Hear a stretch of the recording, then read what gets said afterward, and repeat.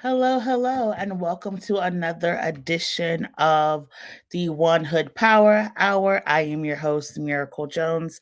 And I want to thank you all so much for tuning in and joining with us this evening. We know it's been a great weekend here in the city of Pittsburgh. A lot of things have been happening. We had the Kenny Chesney concert. We had Goody Mob here over the weekend. We had, a lot of events for Wear Orange, raising gun violence. You had the March for Our Lives rally on Saturday as well. And so it has been a very busy weekend. On top of that, it started to be budget season this week in Pennsylvania.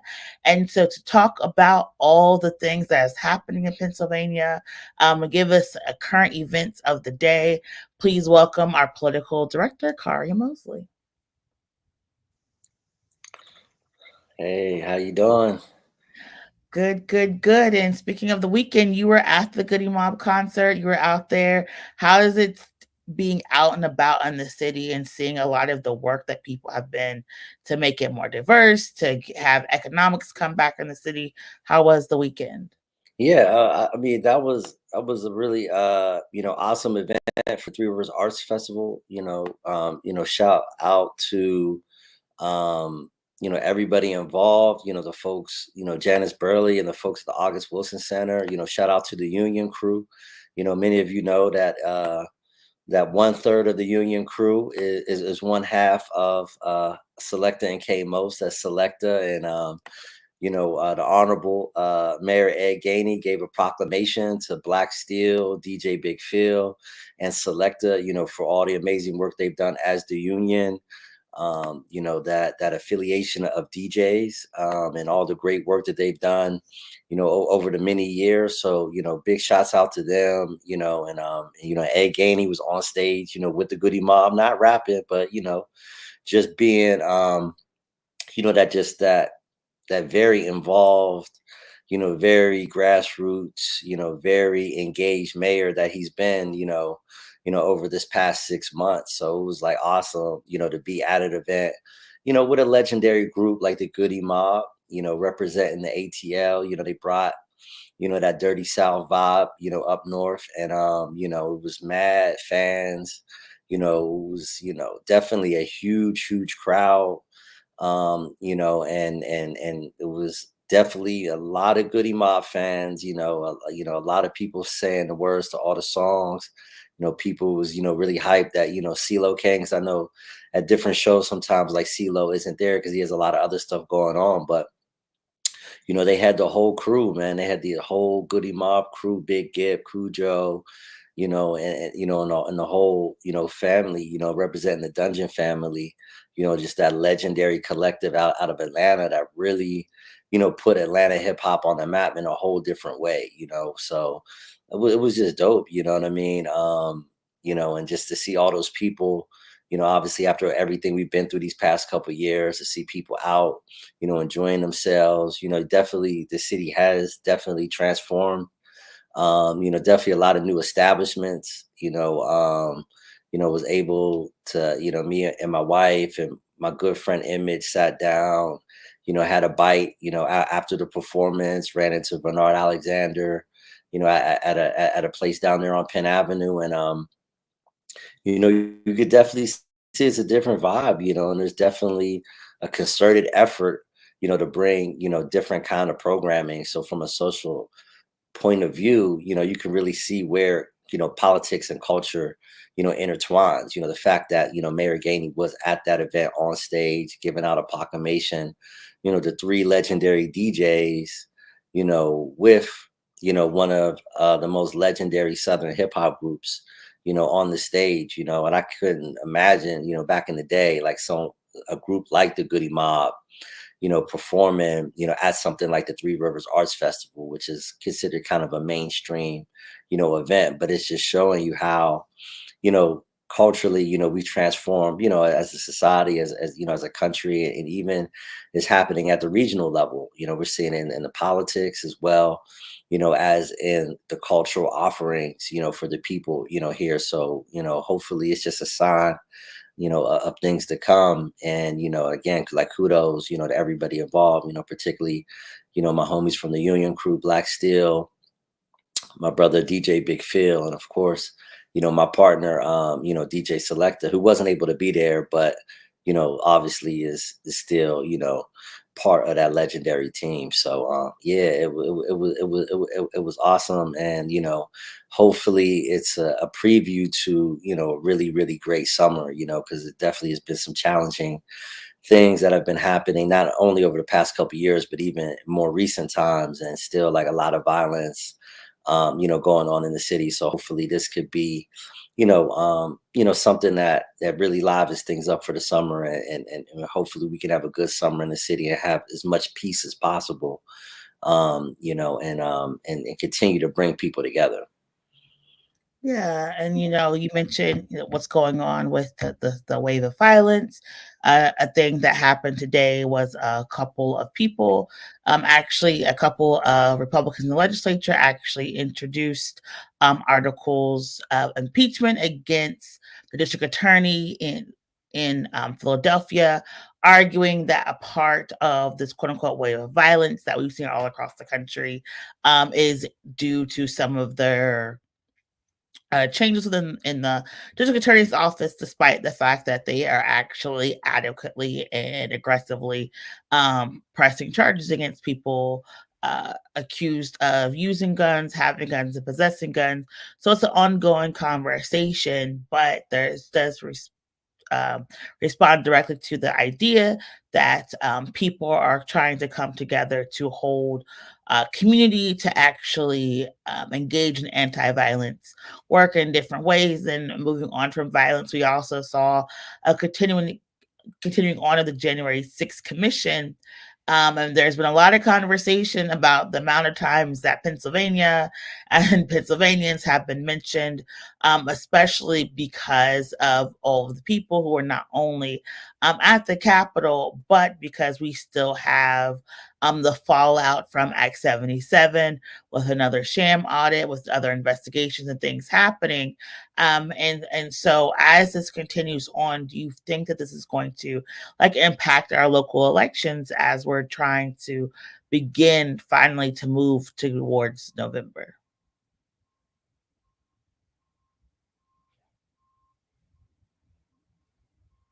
One, yeah, one local thing I did want to bring up, was that there's an effort to change the leadership at the Allegheny County Democratic Committee. And, we saw that current chair, Eileen Kelly, has made the decision to not run for another term as chair of the Allegheny County Democratic Committee, which I think is going to open it up for Sam Hens Greco, who is currently the chair of the 14th Ward Democratic Committee in the city, in the eastern part of the city of Pittsburgh, and Morgan Overton, who is going to be running as vice chair. And the way that these party organizations work at the local level is, whether it's the ward level or the municipal level or the county level, there's always a chair and a vice chair. And historically, the way the rules have been, if you have a female chair, the vice chair has to be male. You can't have two of the same gender. You can't have a vice chair woman, or vice versa. So so Morgan Overton is running as the vice chair, and Sam Hens Greco, longtime committee person, longtime ward chair in the 14th Ward, ran for city council back in, I believe, 20. I want to say it was 2013, and fell short to then Councilman Dan Gilman, who then went on to the mayor's office, and now works at Duquesne University. But it was going to be very interesting to see if anyone else decides to jump in. But um, Sam and Sam Hens Greco and Morgan Overton have definitely you know got out in front of everybody else. So I believe the election will be sometime next month. Once the committees reorganize, a lot of people ran for committee. Bethany Hallam and other folks were very instrumental in getting folks to run for committee. If they didn't get on the ballot, folks ran as write-ins, and so they're really trying to reshape, the Allegheny County Democratic Party, which definitely for a long time, has been, closely aligned, with the traditional political establishment, at a local level, and but in these past few elections, the endorsement of the Allegheny County Democratic Committee has not bore the same fruit, you know, um, as in the past, being endorsed by the county party, hasn't ensured victory. And in many cases, just like this past election, this past primary election, we did see that numerous candidates who received the endorsement of the party did not win on primary day. So that's going to be another local political development we'll be watching here on the Power Hour, how everything plays out, with the Allegheny County Democratic Committee, and if the reformers do take those seats in leadership and begin their efforts, as they say, to kind of reinvent the Allegheny County Democratic Party. Yeah, so like a lot of changes are happening. People, think that the election's over, stuff is going to slow down, but it gets busier. And one of the things that makes it so busy is right now we are in budget season, both locally at the city of Pittsburgh level and at the Commonwealth level. For those of you who are not aware, the budget is basically the fiscal document that guides and maintains any type of spending that a government entity does. It's done traditionally here in Pennsylvania a year in advance, and it can last not only for 1 year, but actually 2 years. And it really earmarks financial expenditures so that if you want to, say, have money for paving the streets, fixing potholes, or adding new lights, speed bumps, fixing, giving money to invest in landlords so they can fix housing, giving money for housing grants. If you want, people to come out and pick up your trash, your sewer and water, salt your roads, have food at a office event. If you want the city to come out and host events, all of that has to be earmarked with funding, and that goes towards a budget. A lot of us have been organizing around investing in communities, expanding a lot of community resources, and that comes within the budget. And this is an ongoing thing. So earlier today, the University of Pittsburgh sent out a mass email talking about funding could be cut to schools. There's an ongoing conversation about not only cutting funding to colleges and universities, but also cutting some public school funding. There's also arguments to cut funding to some libraries. So you really, really must be paying attention to this budget hearings, talking to your local legislators, particularly those in the House and in the Senate locally, because everyone has to approve these budgets, and people are wanting budgets that reflect the will of the people. You'll hear people say a budget is a moral document, and so on and so forth. And we'll get a little more into budgets with our second guest, Nick Pressley from the Pennsylvania Budget and Policy Center. But before we get to our guest, I'm going to remind folks, as always, it's very important that you're registered to vote. If you are going to be 18 by the November election, you are eligible to vote now. So if you're like 17 and 3/4, you can go ahead and register to vote. We want to make sure that you are a resident of Pennsylvania for at least 30 days. You are going to be 18 by the time the election occurs, that you have not been convicted of an election related crime in the past 4 years, and that you are someone who's not serving a sentence of incarceration, and you are a citizen and you are registered, then you are eligible to register to vote. It's very important. Your vote is one tool of your power kit that you can use to create conditions for your friends and your family to have health, safe, happy lives through policy and people you are electing. And talking about safe, healthy, happy lives, our first guest is going to be from the Food and Water Watch organization, which is a nonprofit that really is like looking at different things in the environment because they are supporting this bill 1216-22, which is a bill to protect the parks, which would essentially ban fracking in parks. We know that there's an ongoing conversation not only about climate disruption and severe climate crises, but also a conversation about fracking and what that's going to do not only to the environment but to our quality of life. And as we're looking at coming out on the other side of COVID-19, we want to be making sure that the policies that put in place really reflect what's going on. And so we want to welcome our first guest to the program from the Food and Water Watch, senior organizer, Robin. Thank you so much for joining us.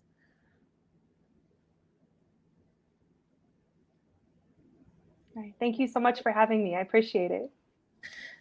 Yes, yes, yes. We're thankful for you to join us. We know it's been a busy weekend. You've been pushing this bill. You had a convening of environmental organizations over the weekend in Harrisburg. But for our viewers, can you just talk a little bit about the bill that you're pushing and why you're pushing this Protect the Parks initiative? Absolutely. So, directly from the bill, it's going to prohibit the leasing or sale or any other agreements that would basically permit or facilitate any kind of industrial or commercial land use in the parks. A big reason why this has come up is back in 2014, Deer Lakes Park was leased for fracking. Well, it started production in 2016. And this was really hard because the county parks have always been a source of solace and refuge, and they've always been protected from this. Normally, fracking is a type of activity that happens very far away from people, residential areas where there's a lot of high human activity. We would like it to be no living activity, but we are where we are. So basically, this means it's going to prohibit any surface activity like the actual well pads, but it would actually prohibit drilling underneath as well, underneath the parks. And this is really important because it really does affect the health, welfare, and safety of our community members. And it doesn't prevent any agreements that have happened ahead of time. So unfortunately, Deer Lakes Park is still going to continue the operations, but we can protect the remaining county parks. Thank you so much for joining us, and thank Thank you you. for the work that you're doing.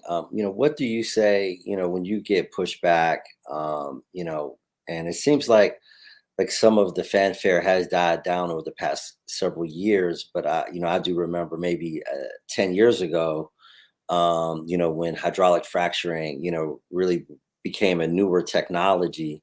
Mhm. There was a lot of enthusiasm, I'm not saying everywhere, but in many circles, locally and around the state, that this was going to be, a economic, boom, and I think still, in some circles, folks feel that ways, so what is your response to that, you know, Absolutely. Oh, no, resp- absolutely.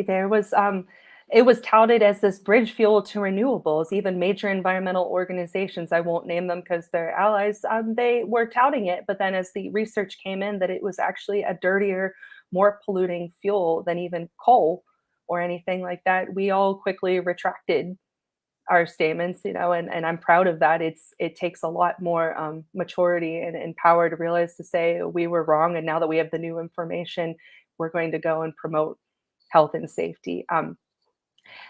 It's interesting because it says that it'll promote jobs, that it's going to promote energy independence, and that it's going to bring fuel costs down for people to heat their homes, cook their food. And if anything, as production has gone up, Also, costs have gone up. Pollution has gone up. It has now been with fracking, it has now become more of an export for the US. And so we're having the land ripped up only for it to go overseas. And that is not to say anything about our European brothers or sisters or anything like that, but it's just the rhetoric to say that this is going to make us independent and help us lower costs overall has shown the complete and exact opposite. And it has not increased jobs at all at home. So we're dealing with a lot of contradictions here, if not straight up lies. And talk about some of the contradictions. What has been the response you have received since the presser and since the hearing? Because do you have the votes right now to pass the bill? Where is everything falling? So we are one vote short of it passing, but we are looking to have so we need 8 votes to pass it, but we are looking to have 10 votes to make it veto proof by our Allegheny County Executive Rich Fitzgerald, who even though he talks a good game of saying that we want green renewable energy, he vetoed the moratorium on fracking in the parks back in 2014, and now he has, I believe the quote is, he has emphatically stated that there is no push to drill in any of the county parks, but we don't there shouldn't be a bill that should bind any future elected officials or administrations in making that decision, that they should make it on a case by case basis. And honestly, that is a contradiction as well, or that's kind of misleading, because any sort of ordinance or bill can be changed or can be overturned by any administration that comes in afterwards. And but the rest of it, there has been overwhelming support. People that we thought would, that are even very pro industry, and I would even say pro fracking. They said, yeah, these are places that we shouldn't touch. Even Rex Tillerson of Exxon Energy back in 2014 said we shouldn't have this sort of activity near homes or schools or anything like this. This is a heavy industrial process, not somewhere where it's close to people. But it's overwhelmingly been positive, and I think we have a good chance here, and it really shows who wants to stand up for the future, especially for kids. I can talk about later if there's any interest about the health effects of fracking. And that's the reason why there's such a big push for us to also get this bill passed as well. Yeah, Robin, if you could, talk a little bit, like I said, over the last decade, much of the conversation about fracking, has focused around, as you said, energy independence, economics, economic development, job creation. But could you just talk a little bit about, just give us just a bit of a sense of, what is it like, to be, within a vicinity, of one of these, wells, and what are, some of the potential hazards of living or being or, existing, in close proximity to one of these sites? Absolutely. So, to start off, there's often a misconception that fracking is like typical oil and gas drilling. They use the terms typically conventional oil and gas versus unconventional. Fracking is the unconventional.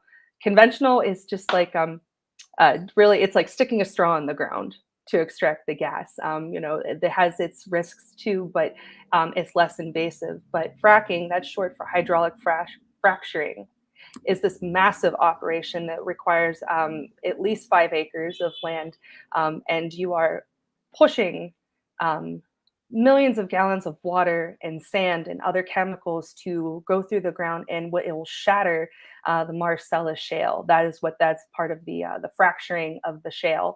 And once that happens, once that shale has fractured, that loosens up all the gas, and then it's brought back up.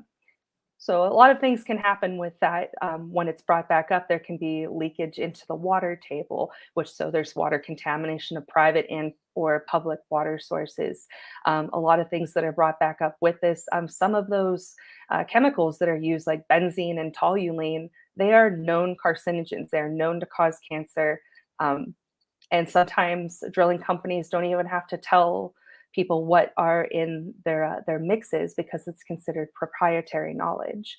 Um, and so on top of that, everything that's brought up on top of those chemicals, it's other things that can be brought up that are meant to stay deep in the ground, such as uranium. You might have heard a couple years back talking about the cancer cluster crisis with Ewing sarcoma.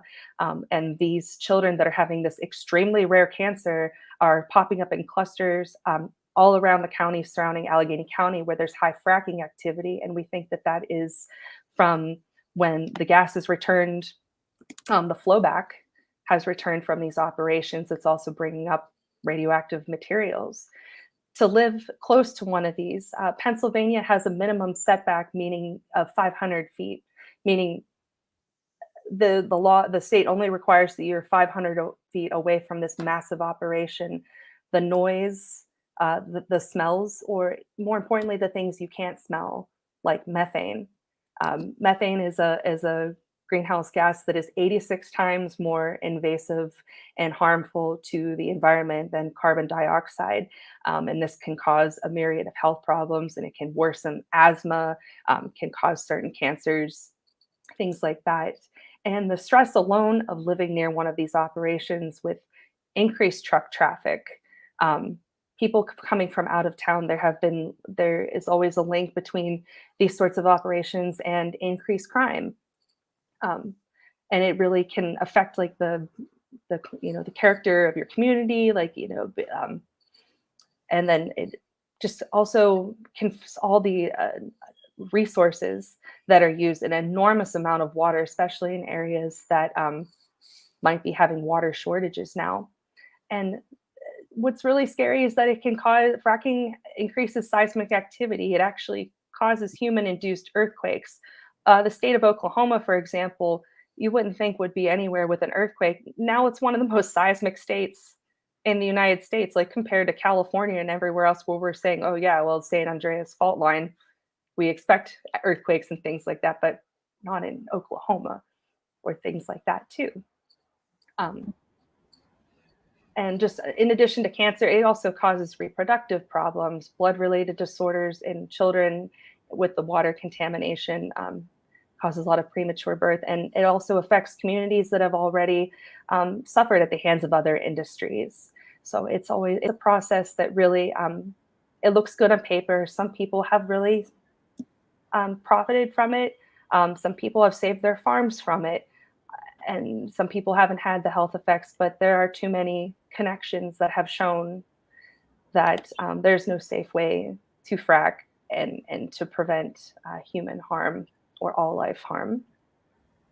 And when you talk, go ahead, Miracle. No, you're good. Go ahead. Now, it was just on that point, particularly to focus in on Washington County. We have some, articles we were dropping into the chat over the past couple years. Mhm. So from what I understand, particularly the Ewing sarcoma is extremely rare. So for the number of people in a county the size of Washington, Right. how rare is that? It's incredibly rare. I'm sorry that I don't have the numbers right in front of me, but there should only maybe be one case in the whole Northeast region. But the fact that we are having dozens of cases and that it's right near some of the heaviest fracking activity. And even if we say like, well, the actual like the chemicals in the fracking operations and everything like that may have not caused that, although there's a pretty strong evidence indicating that, like we talked about earlier, the whole process of fracking with the flowback, that's bringing up uranium and other naturally occurring radioactive substances that are deep in the earth, that stay deep in the earth for a reason. And our children shouldn't have to suffer over industrial processes that don't even have to reveal all of their chemical makeup. Yeah. And I know you said you're at, the 9 point for, the votes. The vote is on Wednesday still, correct? Or is it being pushed back? And then how can people get involved to submit comment to advocate for this passage? Absolutely. So the vote may not happen until August. There may be another committee meeting with Councilmember Anita Prezio's committee with the greening and sustainability initiatives. The number one thing people can do is contact their council member. I'd be happy to send a link to show your district and who your council member is, saying that you support this bill. There also is a petition that I'd be happy to, I can drop into the chat right now. I'm sorry I didn't have it earlier for us. Or they can also contact me and I can let them know of some of the future actions that are going to be happening, some of the canvassing that we're going to be doing, and some of the personal meetings with council members that are on the fence and maybe need more information to better inform their decision. And if you can elaborate, who would be some of the key, members of council that folks should be reaching out to right now, particularly if they live in those areas, would be even more so. That call or that text or that tweet would carry more weight. I'd be pleased to. So in District 2 is Suzanne Filiaggi. She recently replaced Cindy Kirk, as Cindy Kirk is making her run for Senate. Also District 5, Tom Dewar. So it would be really nice to press for him. Okay. Also for John Palmieri, who originally he heads up the Parks and Recreation Committee. So even though he didn't allow this bill to pass last year when we made a run for it, he did vote to take it out of his committee and actually give it a fair chance and a fair hearing. So might have to appeal to his soft spot a little bit, and that would give us the 10. Okay.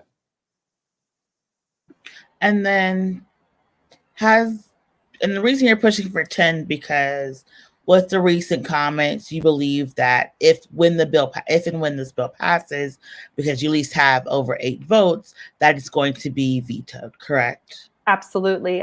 Rich Fitzgerald's response to the rally in the public hearing, he is making it quite clear that he is going to veto this bill if approved. And so that's why we need the 10 to show that this is what the people want and that we should be catering to the people's needs and what the people want their community to look like, not what somebody thinks is best for industry.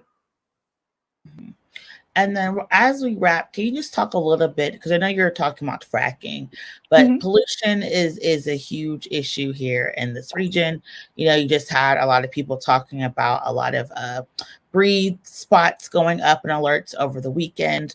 Can you just talk about why having this additional fracking, because some stuff is already approved, but why having this additional fracking is such an issue, particularly for this region? Particularly for this region, especially down in the Mon Valley, but all around, really. We're in an area, Allegheny County has some of the worst air quality in the entire country, and I say that as a lifelong Allegheny County resident. And fracking has been shown that it only increases our air pollution, and we already have such a high rates of asthma, emphysema, COPD, and other related disorders. And let's not ignore COVID. COVID definitely has, if you can track COVID, it can have long-term or even permanent effects on your pulmonary system and breathing. And so fracking already lowers if you're around those sorts of chemicals or those gases, that lowers your immunity, and it makes it even harder for recovery or to strengthen your immune system. With COVID, a lot of the areas of the world, the environment had improved because of the reduced activity. Air pollution had gone down, and there was a reduction in water pollution. But here in Pennsylvania, it was a different story. Drillers in Pennsylvania actually produced the highest volume of natural gas on record for a single year in 2020. And that was during the time where there was the least supervision and the least regulation because of the pandemic. People weren't allowed to come out as much and inspect the sites or to see the spills or things like that. So if anything, we need to be reducing industrial activity that's known to increase the air pollution and create additional health hazards for our communities surrounding Allegheny County and the Pittsburgh area. Perfect. Well, thank you so much, Robin, for Thank talking. you. It's time today to talk about what we can do to keep our, our water safe and protect our parks. Wishing you all the best of luck in your campaign. Thank you so much. Thank you again. Thank you. Thank you. And so, like we said, there's a lot of stuff happening right now, but one of the things that is also happening that impacts the environment is the amount of money that we have to actually protect parks, invest in infrastructure, invest in alternatives forms of energy, hiring, and that is the budget. And right now in Pennsylvania, we are in the midst of budget negotiations, one of the most fascinating and interesting times if you are, someone who likes politics or is interested in the process of, politics. And tomorrow, there's actually going to be a rally. We are for transparency, One Who Power is one people who are supporting this rally, a rally for the people's budget. And to talk a little bit about a budget, the overall process, some of the things we're advocating for in Pennsylvania, please welcome Nicholas Pressley from the Pennsylvania Budget and Policy Center. Hello, thanks for having me. Welcome, Yes. welcome. From the wonderful world of Harrisburg. Thank you, for joining us. Can you just talk a little bit about what's happening tomorrow with the rally and why we want people to come out and support? Absolutely. So, like you mentioned, I think earlier in the show, a budget is a moral document. And we have realized that for over the last 10 years, over a decade, Pennsylvania's had a policy of what we call austerity.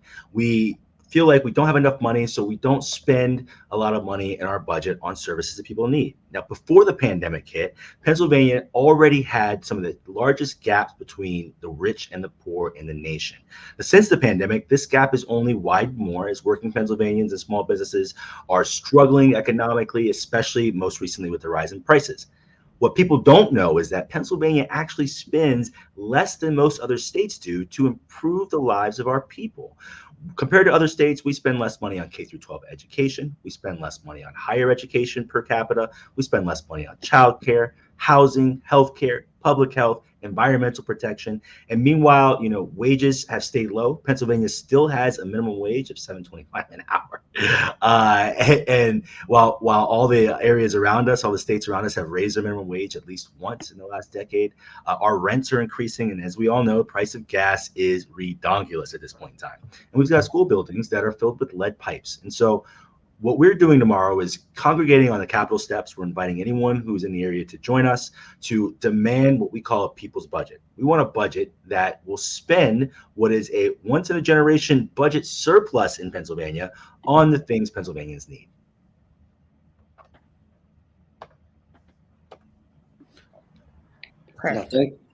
Thanks so much for for that breakdown and when you talk about a budget being a moral document. Can you elaborate on that? Because I think a lot of times, people, their minds just shut off. You start talking about budgeting and the kind of arcane blocking and tackling that's part of governing. They always say politics is poetry and government is prose, and I definitely would think budget negotiation and budget hearings fall in that prose category. But could you, breathe some life into that process and why you say so strongly that the budgets aren't just a spreadsheet, they're truly a moral document. I mean, look, we've got great ideas on how to fix Pennsylvania. These ideas are coming from all quarters. Everyone's got thoughts on what we need to do in order to make the lives of Pennsylvanians better.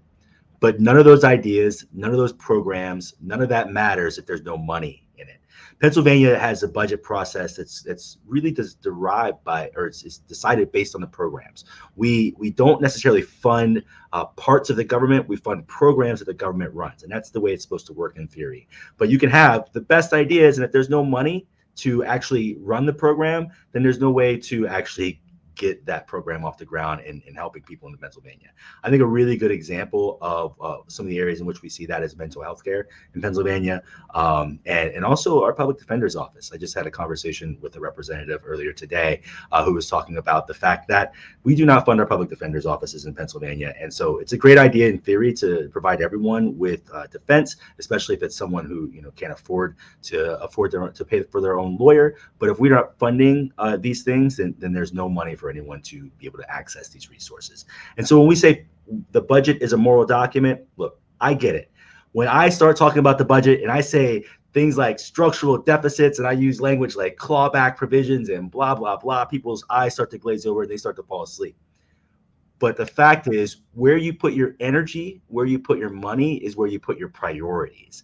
And if our priorities are on cutting corporate taxes, which is what we're hearing some of the folks talking about, or cutting taxes for the rich and wealthy in Pennsylvania, and not on fully funding some of our worst in the nation school funding, then we're saying that we are prioritizing, and our morality points us to cutting taxes for corporations and providing them tax breaks rather than educating our children and providing for the next generation.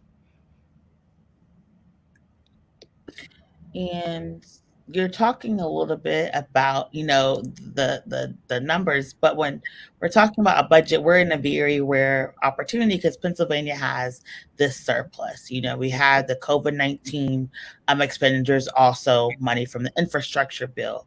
And can you talk a little bit about like how much money is out there and why it's so important, especially if you can relate it to this ongoing conversation about violence, why it's so important as to use a fraction of this $15+ billion to invest in our community.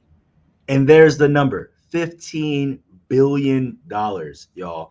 15 billion. Note that B there. That is a billion. I like to say Bezos billions. If you hear me do any public speaking, I'll often reference that just to kind of give people an idea that we're not talking about a couple $1 million. We're talking about a vast amount, much larger than that. The last time Pennsylvania had a budget surplus was before I was born, and it was just in the $1 or $2 billion. We have $15 billion of a surplus in our budget. So the money's already there. It's going to be spent. What are we going to spend it on? We are suggesting that we spend just a fraction of that, $2 billion, to address some of the issues in Pennsylvania. And Miracle, you hit the nail right on the head. When we talk about some of the violence that we see in our streets in places like Southwest Pennsylvania or Allegheny or Philadelphia, or talk about some of the places that are less talked about, like Reading or even Altoona, Pennsylvania, which is close to where I live, we talk about people who are struggling to deal with the trauma that's related to poverty. We're talking about people who are struggling to find ends meet. And as I had a conversation with someone just the other day, sometimes when you have no good choices, the only choices you can make are bad ones, right? The goal, I think the purpose of government and some of the things we can do with this government or with this budget surplus this year is provide people with options and opportunities to make good choices instead of bad choices. We can put this money to work on our streets all across the Commonwealth in order to help address this epidemic of violence we're seeing. Again, I mentioned schools repeatedly, but housing is a huge issue in Pennsylvania. People are unable to afford rent in all kinds of places across the Commonwealth. And I think a point that's really important to make is that the issues that face, we often hear, oh, that's just a Philadelphia problem, or oh, that's just a Pittsburgh problem, But I'll say this again. I'm from Center County, Pennsylvania. I went to high school in Blair County, Pennsylvania. The neighbors to me are Mifflin County, Huntingdon County, Clearfield County. These are not rich areas of Pennsylvania. A lot of the issues we see in our cities in Pennsylvania are we're also grappling with in the rural areas and suburban areas of Pennsylvania, of the Commonwealth. We have to realize that these are issues that affect a broad swath, in fact, most Pennsylvanians in the Commonwealth, and that we have the ability to address that now. So what are we going to do with this? We want them to refuse to cut corporate taxes. We want to reduce economic and racial inequity in our schools. We want to use this money to address the poverty that's causing such violence on our streets. We want to make college and workforce training more affordable. We want to provide aid to small businesses, especially those businesses owned by Black people and women, and those businesses in rural Pennsylvania, the small businesses. We want to give Pennsylvanians affordable housing. We want to help them repair their homes. Y'all, I have a friend in Blair County whose home exploded last year. because that's what we see across the Commonwealth when we don't invest in our homes. I have friends who are dealing with, like we heard from the previous guest, the effects of fracking. We can invest in environmental sustainability. We can allocate funds to carry out, finally, fair, secure, and accessible elections. I heard you touch on the January 6th piece there. So I think that this is a part of it as well. It's all tied in together. It starts with the budget. It ends with the budget. We've got $15 billion. And all I'm saying is if we spend $2 billion on the stuff we need, we would come a long way towards fixing the problems in Pennsylvania. And we still have $13 billion surplus to deal with next year. Yeah, wow, that's a lot to take in. How did we get here? How did, the state end up with so much more funds than I think anyone could imagine? Was it the pandemic, or what has created this scenario? So the pandemic laid the groundwork. We received a bunch of money, federal money, from both President Trump and President Biden within Pennsylvania in order for us to address the issues that were caused by the pandemic, which allowed us the opportunity to ideally address the inequities that we saw before the pandemic as well. But Pennsylvania has recovered much faster than anyone expected. We've had an extremely quick recovery, and this is nationwide. And as a result, we've been collecting higher tax revenues than we expected. It's been crazy on my end because I come from a background of working criminal justice reform and anti-poverty stuff, but I'm watching the budget numbers and the projected surplus grow since January. And every month they're like, oh, we have another $2 billion.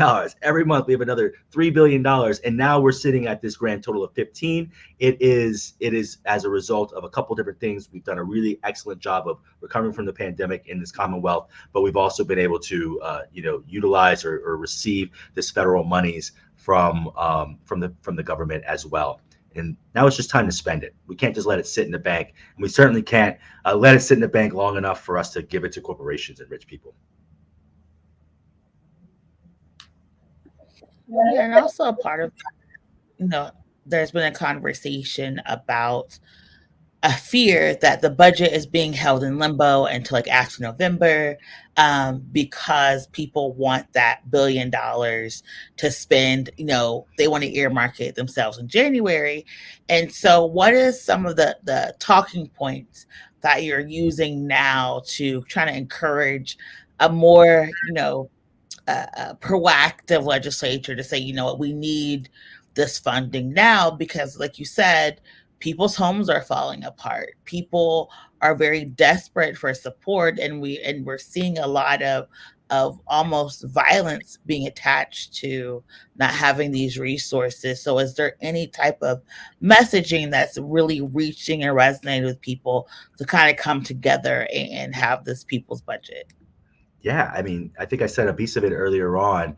These are issues that stretch from Mifflin County to Philadelphia County, from Butler County to Lackawanna County, from Allegheny County to Erie County. They touch every part of Pennsylvania. And for those of you who don't know, who are watching this show, a lot of where the direction in which the budget goes relies on the majority party in Harrisburg. Okay.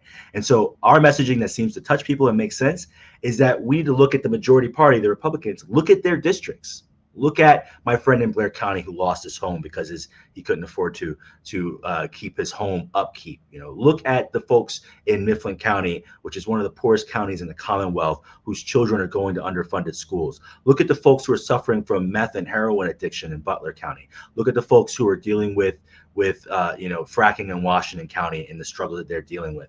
This is not an issue that affects just a small portion of Pennsylvania. It's not an issue that affects people who look like us alone. It affects people who come from a wide range of backgrounds. And if we really want to help folks, we need to help folks now.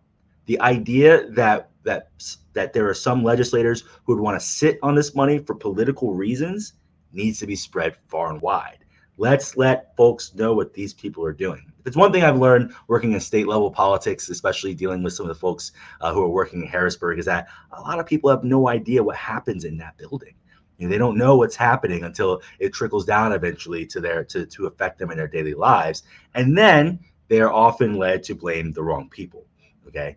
What we need to do is let people know who's doing what, who's holding this budget hostage, or hold, I shouldn't say the budget, who's holding the $15 billion hostage, who's hoarding this money, and so that we can then address them directly. I think I saw the call to action come out earlier, and we will be having more calls to action throughout the rest of the month. Contact your local legislator. Let them know that you want them to pass the people's budget. And if you're in Harrisburg, come join us tomorrow at 11:30 on the Capitol steps. Yeah, thank you for that. And just to to add a little bit more context, you mentioned, a number of, of areas around the state that obviously don't get the same coverage as Allegheny and Philadelphia counties do. When it comes to challenges that, communities face. And, before, I joined the One Hood family, I was with an organization called the Blue Green Alliance. I spent a lot of time in rural Pennsylvania, particularly in the southwestern corner, once you go south of Pittsburgh and, Fayette County, Washington County, and places like that. And, and spending time in Fayette County, one thing that struck me and someone who spends time in similar counties in the west central part of the state, one thing that really struck me was, how much it reminded me, of the places that I grew up in Pittsburgh. I'm from the north side, obviously spent a lot of time on the east side, south side, different parts of the city. But, I grew up on the north side, and it really, I was down in Masontown one time, where the old power plant shut down not too long ago. And it's a rural area, but it reminded me a lot of the neighborhood I grew up in, as far as like the lack of resources and the challenges, and just looking at the people as they were walking up and down the street. It just reminded me of, and I felt like, wow, like there's really a link here that we may be missing, when we're kind of pitting the city against the rural areas. Like there's these two places that are diametrically opposed, and and you would see a lot of the same challenges. Is that something that you see, in the west central, part of the state, as well? And how do you think that we can, kind of bridge that gap? Because I think that also plays into the divisiveness of the politics, as well. As we're actually very similar challenges that folks are dealing with, whether, like you say, you're in Blair County, you're in Allegheny, you're in Philadelphia, Erie, or Fayette. Once you kind of block out the fact that you're not in Philly or you're not in Pittsburgh, you might think that you might just turn the corner and you're back in North Philly, or you're, in a part of Pittsburgh or somewhere. Yeah, I mean, look, we all want great homes. We all want quality childcare. We all want equitably funded schools. We all want to be able to afford higher education, whether that's college or a trade school or whatever works for you. We all want secure and fair elections. We have to get past this culture war mentality that is happening right now and realize that we are all people. And we are all people, just want the best. I am a firm believer that at heart, a lot of folks are good. Some of my friends have called me a countrified city boy, and some of my friends have called me a cityfied country boy. I live in central Pennsylvania, but I lived in Philly. I've lived in projects around the country, and I've lived in trailer parks. We deal with the same issues, and the way in which we kind of can bridge these gaps is to bring people together. Let folks who are from northeastern Pennsylvania meet folks from southwestern Pennsylvania and understand that there's similarities there. Let folks from southeastern Pennsylvania similarly meet folks from northwestern PA. Let's bring people together, and so that we are all one people. We are all Pennsylvanians, and that's in fact the goal of the We the People Pennsylvania campaign.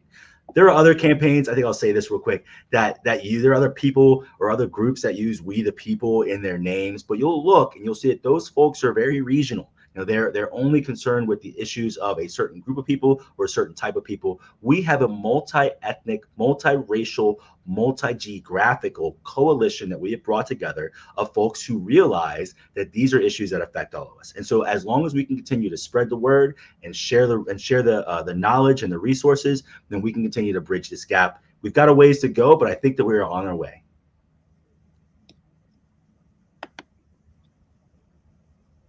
Thank you so much for that. I think it's good to have that positive messaging because, a lot of times people get bogged down in the negativity of politics. And, especially now during these budget hearings, this is when like all the calls come out. So I really appreciate, this positive universal messaging. And as you look forward to tomorrow, what are some of the next steps that you have for We the People?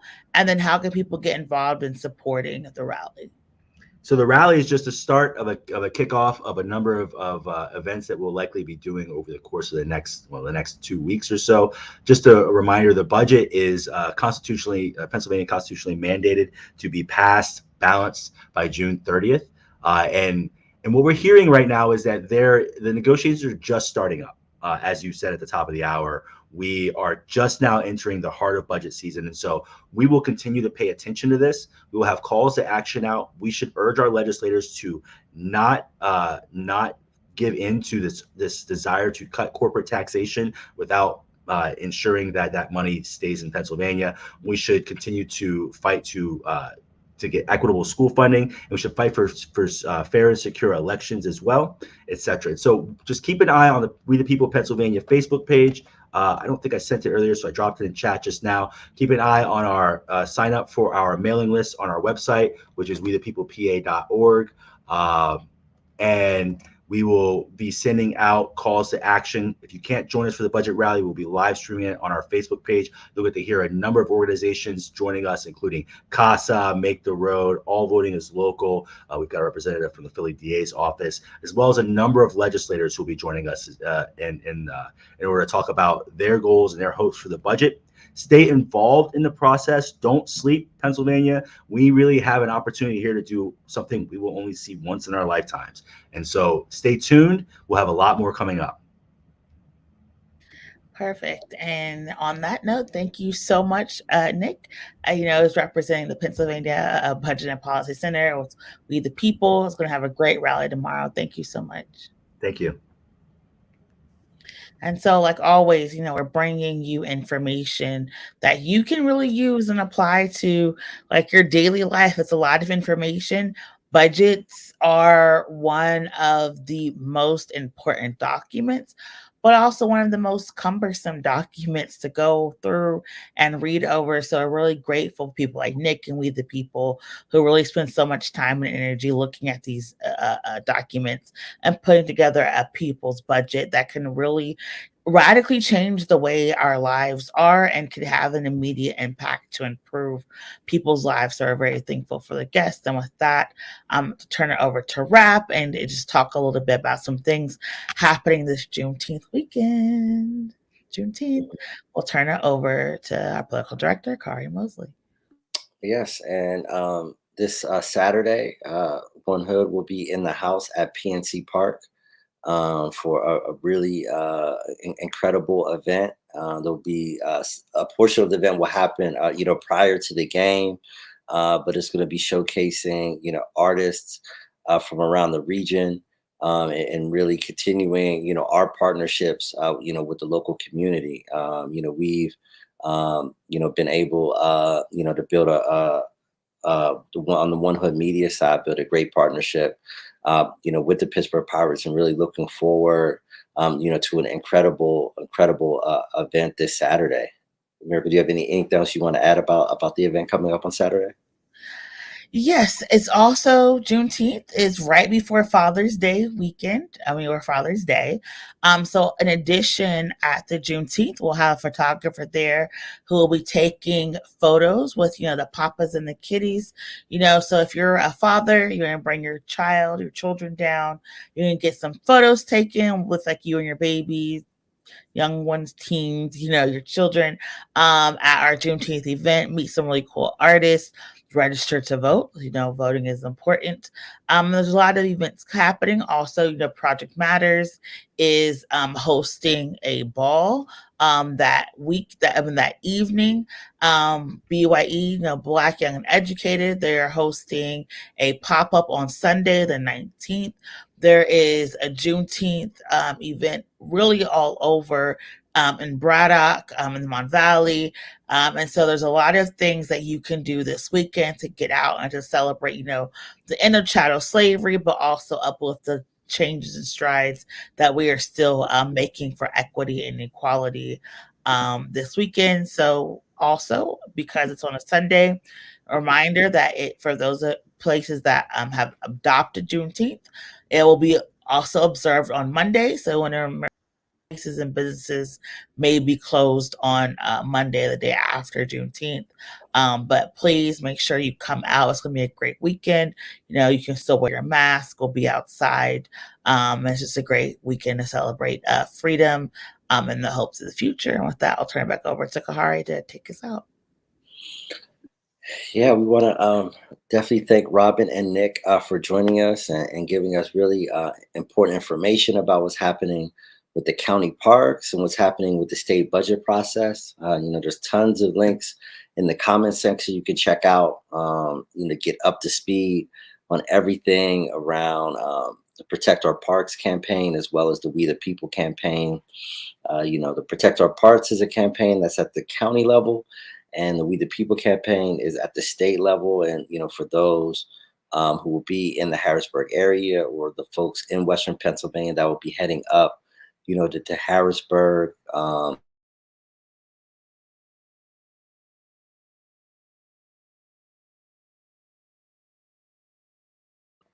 So really, really,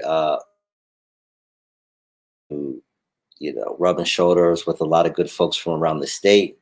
And I think it's really going to be beginning of a really unique process.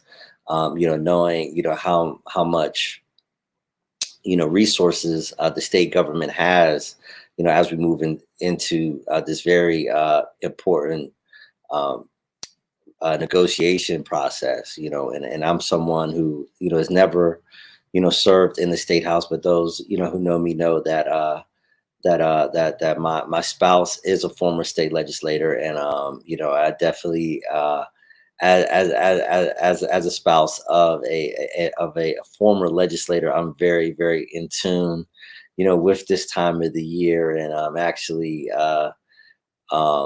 strangely enough, to actually right after this, I'm headed to a small little family gathering to celebrate my son's 13th birthday, which will be tomorrow. And 13 years ago, right around this time, was the longest impasse in state history. And I actually spent much of that summer in Harrisburg with newborn Thaddeus at that time, in a hotel, as my wife did the people's work with her 202 other colleagues, as they basically spent the entire summer in Harrisburg, trying to hammer out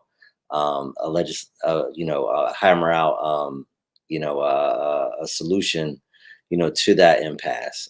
Governor Rendell was still in office at that time, and sometimes it seems like it's just yesterday, but now 13 years later, I would say Thaddeus was maybe about 10 days old when we headed to Harrisburg to kind of bunker down and spend most of the summer there as that long impasse played out. So very, very familiar with that process, and hopefully this year will not be a replay of 2009, because that was a very, very tough time. And obviously for us, we had a newborn child, and in Harrisburg. But yeah, I definitely remember those days.